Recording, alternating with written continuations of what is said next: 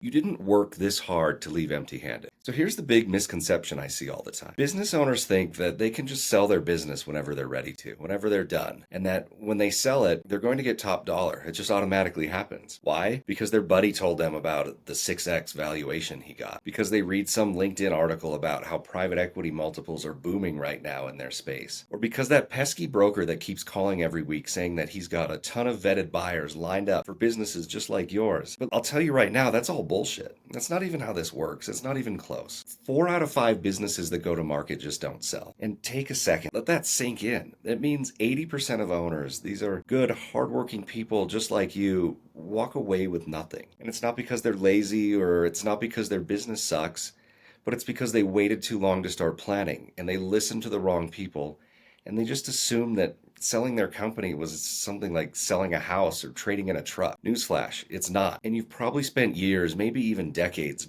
grinding away, sacrificing, bleeding for this business, building a company that actually matters and does things and makes money. And meanwhile, there's this whole system out there that's waiting to gut you at the finish line. And you'll find out there's characters like these commission-breathed business brokers who bullshit about having buyers, or even wannabe buyers who are playing games with other people's money, or too often no money at all, they're just pretending. Or the private equity spreadsheet jockeys who are playing bankert on somebody's borrowed yacht. And worse yet, it's all the loudmouth advisors out there who are full of opinions and love to talk, but don't really know how to close a deal. And you know, the craziest part about this is even the good brokers lose more deals than they win. But they're never, ever, ever going to admit that. The reality is, if your deal dies, it's not a huge thing to them. They just move on to their next listing. They're not in the trenches with you. They're not the one left picking up the pieces at the end. That's you. So if you're serious about your legacy, if you actually give a damn about your people, your family, your future, and what you've built, then please don't settle. Don't take some weak-ass pitch on a cold call. Don't fall for the pressure tactics. Don't fall for the empty promises. And please don't go to market blind. Meet your host, Ben Brickweg, CEO, attorney, M&A advisor, exit strategist, a husband and a dad, worked with more than 2,000 business owners across industries.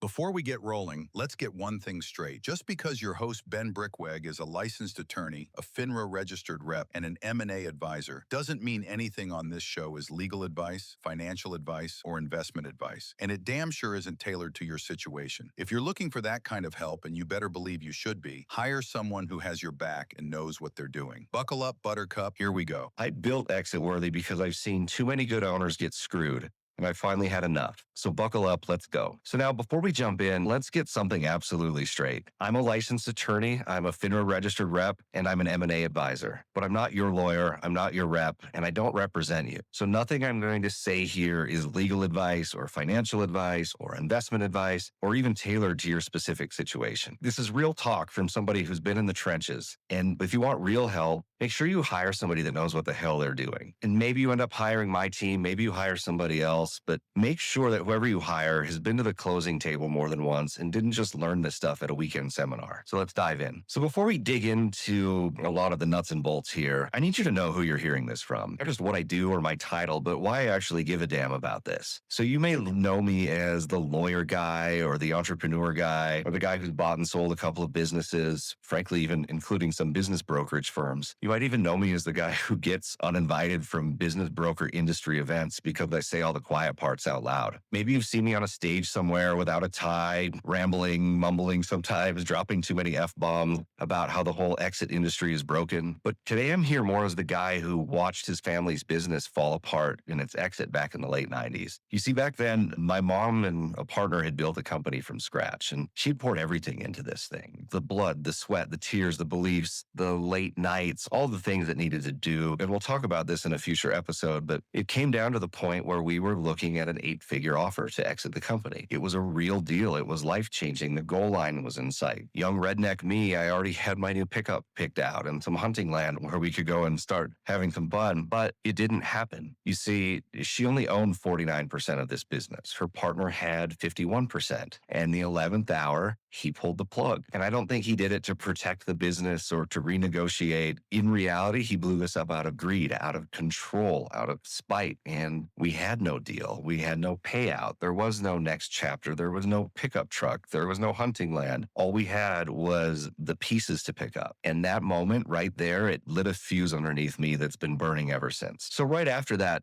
exit that blew up, I went out and started my own business. My first business was in 1998. I was still in high school. Then I went on to work in the snowboard industry in 99. From there, I started helping small business owners with building marketing process and building their companies. I learned the business brokerage game the hard way. I started in 2008. I joined one of the biggest business brokerage firms in the country. And that was right about the time the market started collapsing and deals weren't happening and banks weren't lending and everything had to be seller financed. Shortly after that, and I think 2009 was the real turning point. You see, I was helping out on a deal that should have closed but didn't. Buyer and seller were aligned. Everybody wanted it done. But here comes the lawyer, someone who didn't know how the game was played. He came in and blew it up. And in reality, the buyer did the right thing. He went out and hired the mergers and acquisitions attorney, the fancy guy who even back then billed at $750 an hour. But the reality is he just didn't understand the game of how small business transactions work. So he came in, he blew it all up. It wasn't unsafe. It wasn't broken. He just didn't understand what mattered. All he cared about was looking smart and using big words. So he blows this thing up and then has the guts to send a bill afterwards because, of course, his time was valuable. So when that all happened that night, I made a big decision. I wasn't going to let another deal get torched by some clueless gatekeeper that happened to have a law degree. So I went and I signed right up to take the LSAT. I got enrolled in law school. I didn't do it for prestige. I didn't do it to argue in court or be the fancy guy you see on TV, but it was more so I could protect owners from that same kind of wreckage, that same problem of watching these exits blow up and having attorneys responsible for it. Nobody ever handed me a playbook, though. I didn't buy a badge somewhere and call it credibility. I didn't go to a seminar at the Holiday Inn Express and come back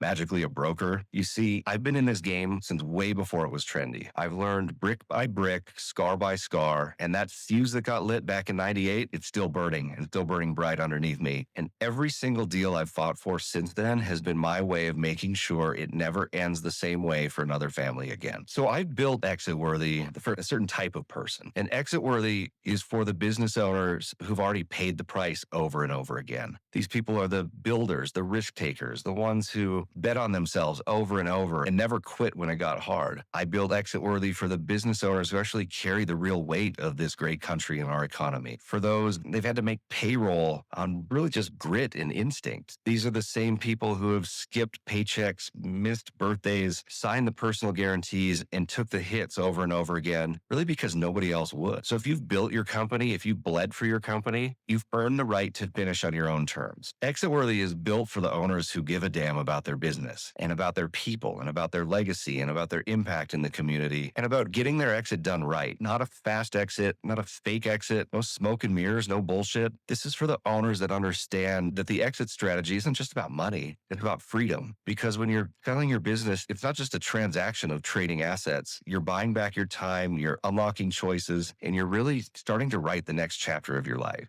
And you better believe that you deserve a win after all you've put into this. And I'd better say this part too, this show isn't for everybody. This isn't for people chasing shortcuts. This isn't for the buyer bros and recycled course sellers. This isn't for the brokers or advisors who just dictate from the hilltops but have never carried the burden of owning a business. This is built for the owner that know what it's like to risk it all and still show up every day, no matter what the odds. And if that's you, welcome, you're in the right place. One day I looked up and realized that exit strategy got trendy, right? If you look around online, it seems now everybody's a deal maker, and there's a bunch of guys on TikTok out there quoting EBITDA and earnings like they've invented it. It seems every ex-realtor or ex-loan officer figured out that you can earn a bigger and bigger commission by selling businesses, and now they've become certified somewhere. And don't even get me started on these people who are teaching others how to buy a business with no money down, who haven't even bought a business themselves. They just figured out they could sell a course online. But meanwhile, through all of this, I've been in the trenches, and it's not just once. It's not just when the market's been hot. I've been here through recessions. I've been here through retrades and disasters, through Hail Mary saves. I've seen it all. And while the internet was lighting up with deal hype and brokerage hype and acquisition hype, even when private equity discovered home services and started making crazy multiples and crazy deals, I've been sitting here watching real sellers get steamrolled time and time again. So no, I don't follow the rules. I don't follow business broker rules. I don't follow lawyer rules. I'm not trying to earn a seat at any of their tables. You see, because their tables are built on volume, they're built on value. Now, some of these guys close deals and they get things done. They end up getting lucky, or they just are stubborn to keep pushing and pressuring. They'll burn through enough listings to win a few by accident. But to them, it's really just a numbers game. They churn and burn. They smile and dial. They pressure, they post, they pray. They take listings hoping that they'll just find somebody to come out and buy this business so they can make this giant commission check. It's just not how I roll. It's not what we do here. So while these guys were out cold calling and collecting listings and force speeding deals everywhere they could, I was building frameworks. I was in the trenches seeing what worked and didn't work. And these frameworks were hammered out after real deals blew up, after real sellers got hurt, after real families had their futures completely derailed because some hotshot broker wanted to wing it and see what happened. And so when I built my company, I built it from scratch, from the frameworks that I'd created. I didn't buy into a business brokerage franchise. I didn't put on a shitty tie and take a box of shiny new business cards out to networking groups. I didn't take a weekend course. And most importantly, I didn't start this to sell a dream. You see, I built this to protect owners who actually give a damn about their business and taking control of their exit. I built this for owners who aren't looking for shortcuts. They're just looking for a fair shot to get the right exit at the right price and the right terms that make sense for them and their family and their employees in the community. So if you're still here, you're still watching or still listening, this is what you need to know. ExitWorthy isn't just another podcast. It's not just another show or a YouTube channel. It's a platform built on my hard-won frameworks. It's built so you can walk away on your own terms. And that journey starts right now. It starts with the first of many truths that the other guys don't want you to hear. And I run into these four horsemen so often that I actually wrote a book about it. I'm going to tell you a little bit about each of them here, but in the show notes, we'll have a link where you can purchase the book. So let's jump in and talk about these guys. First horseman is what I call the acquisition illusionist. These are the folks that look like commission breath brokers who sell a lot of hype, they have a lot of pressure, but they don't generally deliver outcomes. They tell you what you want to hear, they inflate your numbers, and they make you feel good. They promise this big line of buyers, but as soon as you sign this exclusive listing agreement, their story changes. They'll toss your deal up on a marketplace, on an online business for sale board. They'll cross their fingers and they hope it closes. See, what they're really giving you is a bunch of spin, but not so much strategy. And when it all falls apart, these guys are already chasing their next listing, hoping that one might get them paid. The second horseman of your exit apocalypse is what I call the gatekeeper to nowhere. And these are the private equity suit, the family office folks, the investment fund types. You come out and dangle these big checks in front of you, dangle even bigger promises. They talk fast, they use big words, they send fancy non-disclosure agreements, they start asking for your deck in your financials, and then they go vanish to who knows where. Or worse yet, they drag you through 90 days of intense due diligence, asking question after question after question, wearing you down along the way, only to gut you at the finish line, to slash that valuation and start introducing punitive terms after you've already got so much invested in this. Now, maybe not all the private equity guys are bad, but let's be honest. Most of these guys are fleecing Main Street to line their Wall Street pockets, and it's all at the expense of the years you've spent building your business, all at the expense of the reputation you've built, all at the expense of the team you've put together that believes in the mission of your company, all at the expense of your future freedom when they change the terms of the deal at the last minute. So some of these deals might close for the big numbers, but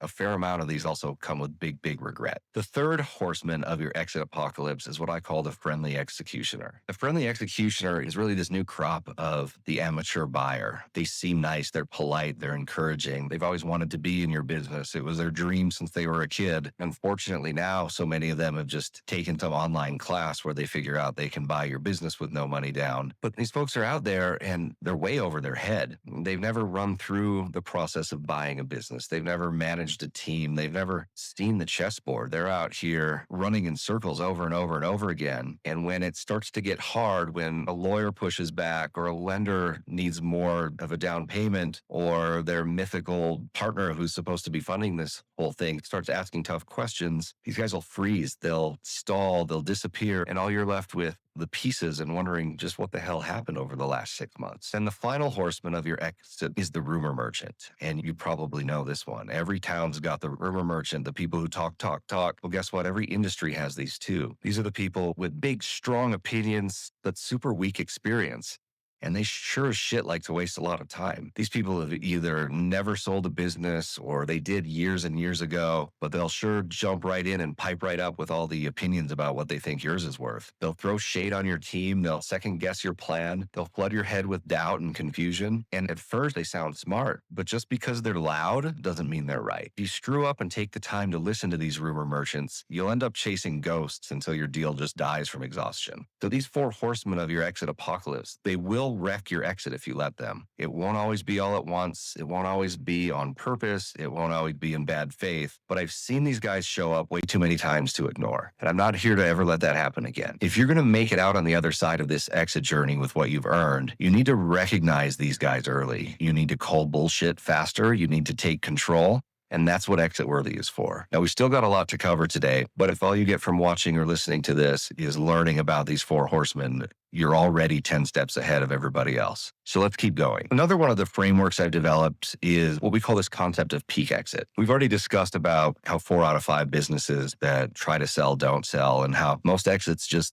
seem to miss the mark somehow. And it's not always just because the deal didn't close, but sometimes it's about the owner walking away with a big pile of money, but an even bigger pile of regret. These owners, they get their check, but they end up losing control, or they trade their time for stress, or they end up in a deal that looked so good on paper, but when they went to the closing table, it turned into a leash with a choke chain at the end. And that's not a win. That's a trap. It's not just a payout, it's a prison. And that's why I developed this concept of the peak exit. I even wrote a book about it, because the right exit, the best sale of your business, isn't always just about the price. You have to consider the alignment of the deal, the clarity, the freedom, all these other pieces that go into it. And in this world with clickbait articles on LinkedIn and people talking about bullshit multiples that they never really got, you need to have your own map. And at ExitWorthy, we use peak exit as the North Star for guiding you on this exit journey. It's how we gauge whether the outcome was worth the journey. Because really, at the end of the day, you're not just selling a business, but you're setting up the next chapter of your life. So here's a quick overview of the components of the peak exit framework. First is the payday, and that's pretty simple, right? It's what you actually walk away with after taxes, considering things like earnouts, retained equity, clawbacks, and any sort of post-closing obligations that you get hooked into. The second part has to do with the break and how clean is your exit. Are you free to walk away from the closing and not look back? Are you tied up in golden handcuffs? Are those handcuffs going to turn rusty pretty quickly when you realize you're working for somebody that doesn't know your business, doesn't like your business, just some middle manager at a company owned by private equity that's designed to come and keep moving and moving and moving that dial until they can get their exit? And then the third part here is, what does life look like after business? What comes next? Is there peace? Is there regret? Bitterness? Did you leave a good legacy or did you leave a letdown? You see, this is more than just poo-poo theory stuff, because I've seen too many of these owners that look like they won on paper. We talk to them a few months later or a few years later, and you just see that they become miserable, or they're broke because the deal didn't stick, or they're back in the game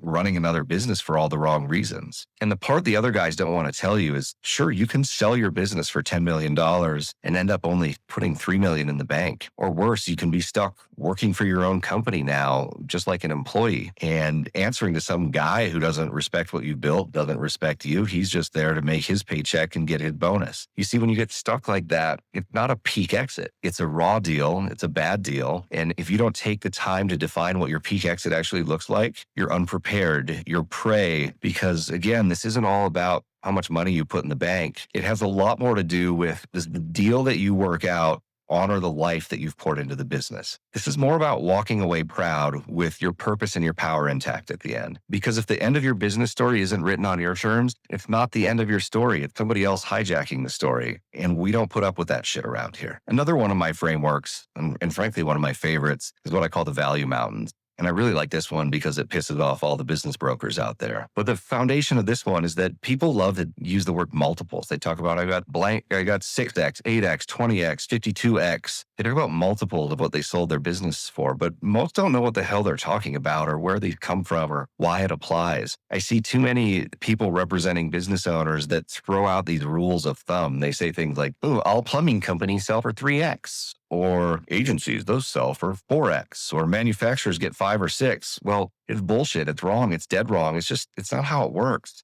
And the problem is these advisors subscribe to this old school janky industry book that throws out all these numbers of multiples of what a company could be worth based on what a collection of brokers have seen across the country. And these guys will open that book and they'll spit it out to you like it's the gospel truth, but have no idea what goes into it. After looking at this over nearly 20 years, hundreds of deals closed, thousands of owners helped, I've learned that what drives your multiple more than anything is the size of cash flow, how much money you make. Does a buyer see themselves wanting to run this business? And can a buyer really run this business? It doesn't really have that much to do with your industry. And I'm sure we'll get some hateful comments below on this, but that's it. That's what I've seen. And once you know that, once you understand that, once you see it through this lens, you see the game for what it is. So when I break this down, there's 3 value mountains, and we call them Basecamp, Trailblazer, and Frontier. These represent the size of companies or the size of cash flow from the companies that we help. So Basecamp is the small one. It's 0 to 500K in earnings. It's 1x to 3x multiple of those earnings when you sell. Trailblazer steps up a little bit where it's the 500,000 to 2 million in earnings. And those are generally trading for 3x to 4x. And Frontier is the 2 million to 10 million in earnings. Those trade bigger. Those trade at 4x to 8x. Of the 20% of businesses that actually sell, most of them land right in that range, depending on how big their cash flow is. And there's a little more to this. There's actually a lot more to this. And we've got a full training course coming up for this. But I want you to understand that each of these mountains, based on size, has its own peak where deals can close fast and clean and sometimes achieve a premium price. But it also has its own canyon of despair where listings get stale and die a slow and painful death. And really only a tiny percentage, maybe 20% of that 20% that sell, so that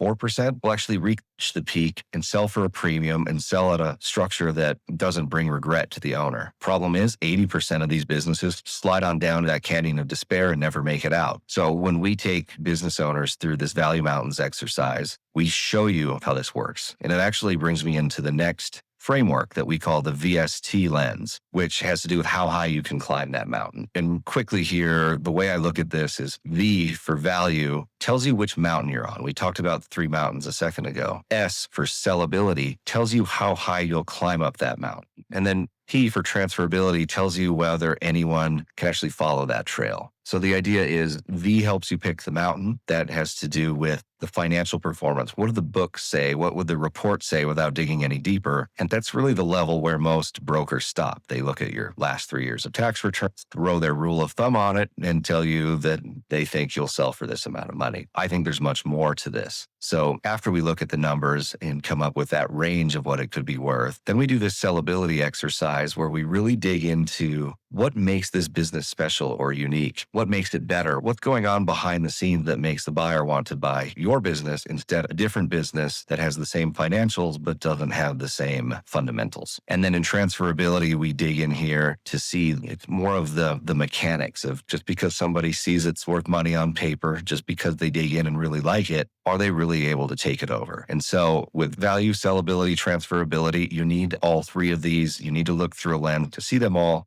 Because if your business is just profitable but not sellable or not transferable, it's not really going to be worth much at the end of the day once buyers start digging in. How do we measure the VST? Well, we use our proprietary list of 16 value boosters. And if you want a premium multiple, but even if you just want to sell the business and have some control, you need to earn it. And you earn it by looking at these 16 value boosters and making sure you either have them or can show a buyer a path to achieve them on their own. Because contrary to what you're seeing out there, buyers aren't just looking at a profit or a multiple formula. They're looking at risk. They're looking at the future. They're looking at a fit of this business into their strategy. I've developed these 16 value boosters because I think these are the real levers that get people going. And these are the real levers that get buyers paying attention and fired up and frothing at the mouth to come buy your business and not some other business. And these value boosters are made up of things like owner dependence, customer concentration, brand strength, systems, team, tech stack,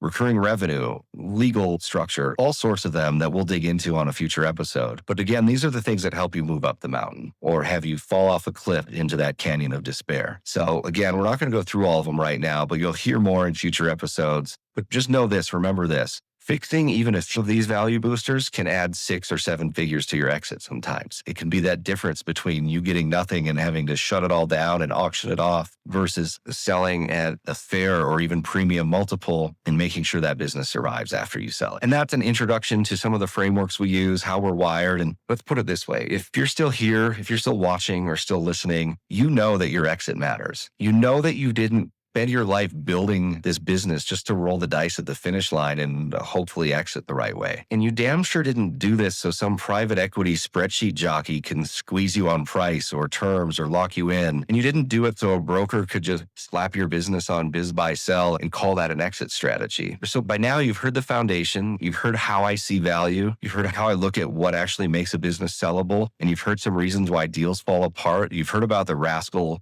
horsemen of your exit apocalypse that you need to avoid. So what's next here as we move through this exit-worthy journey? We're going to share real strategies with you on how to exit and set everything up the right way. We're going to share some war stories. We're going to bring some people on to interview who have gone through their exits, or people who can help you with your value boosters from some other professionals out there that I know and trust. We're going to get into some buyer psychology and how to pick the right buyer. We call it a buyer avatar. It's another framework we use, but how to make sure the right buyer comes in for the right deal structure that makes sense for you. We're going to work on some tactical moves so you can work on things right now, right away, not someday things with quick hit short episodes. So this isn't just another podcast. This isn't going to be a stuffed shirt guy in a tie trying to talk down to you. And it sure as shit isn't going to sound like some of these boring, shows where it's like an AM radio meets librarian thing. So it's not just a podcast. This is a playbook for owners who are really looking for that next level of help to exit on their own terms. So in the meantime, head on over to ExitWorthy.com, and over there you'll find all sorts of resources from things like owner scorecards that help you understand how ready you are. We've got workbooks on exit preparation that'll show you how to start cleaning things up and doing it in the right order. We've got diagnostic tools and assessments to help you figure out what the buyers will love or what the buyers are going to hate and use to rip your business apart. And yes, if you're looking for more help and you're serious about doing this right,